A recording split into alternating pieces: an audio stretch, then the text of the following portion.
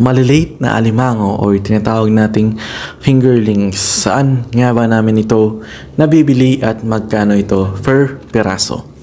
So ayan po yung mga buy and sell o yung mga nagbebenta ng alimango dito po sa Masantol, Pampanga, si Mang Manuel.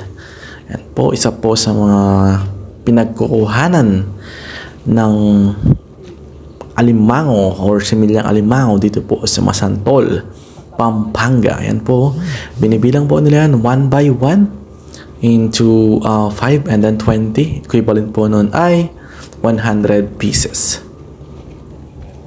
O annual po yung pagibilang dyan. At yung pong mga crabs na ito ay pulaan po yan.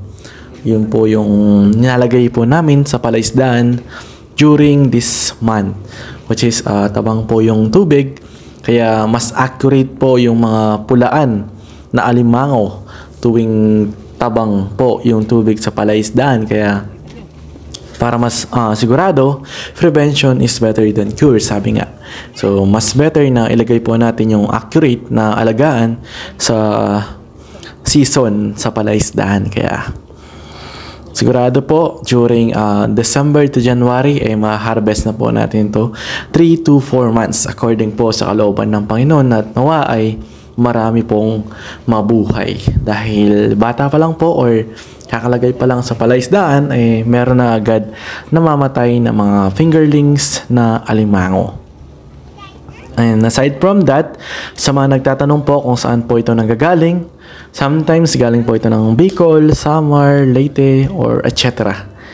And Sorsogon, something like that. Yan po nanggagaling. Usually yung mga fingerlings po ng mga crabs, at the same time mga banami or hipon at sugpo. Yung mga bangus po, hindi ko po alam kung saan po namin ito nabibili. Kapag nalaman po natin, ibablog din po natin yun, mga sipit. At sa mga nagtatanong naman po kung magkano po ito per peraso ay 12 pesos po yan kada peraso. Before po, last week, tag 10 pesos lang po yan. So, umangat po siya ng 2 pesos per peraso.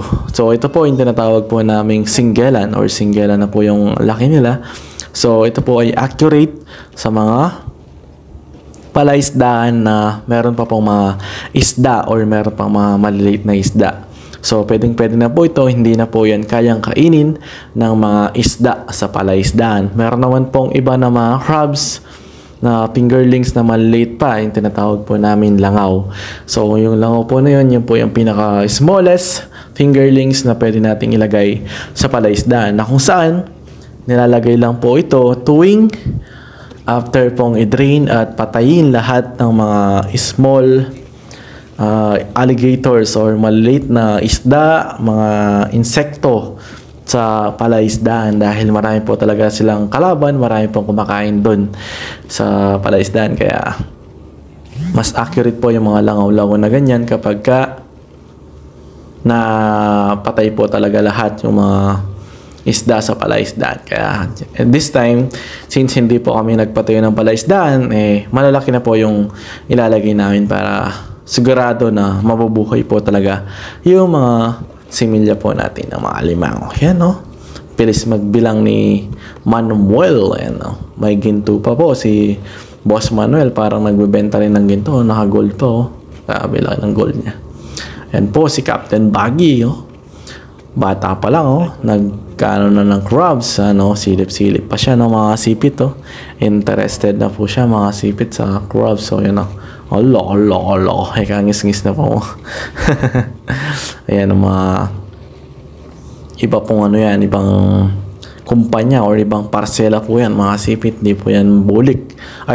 Hindi po yan pulaan, kundi bulik po yun, mga sipit. Yung pong bulik, iba po yung pag bibigyan po na, no, meron pong umorder na iba po sa mga bulik na alimango. Kaya yung mga pulaan lang po yung kukunin natin at saka yung mga maliliit pa meron pong mga naka-order din po. Sineseparate po nila yung mga maliliit na fingerlings yan.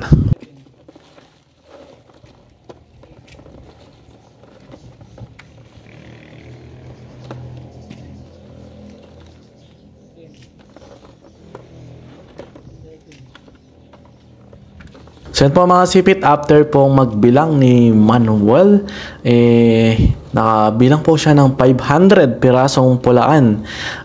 Times po natin yun, 500 to 12, it's gonna be 6,000 pesos.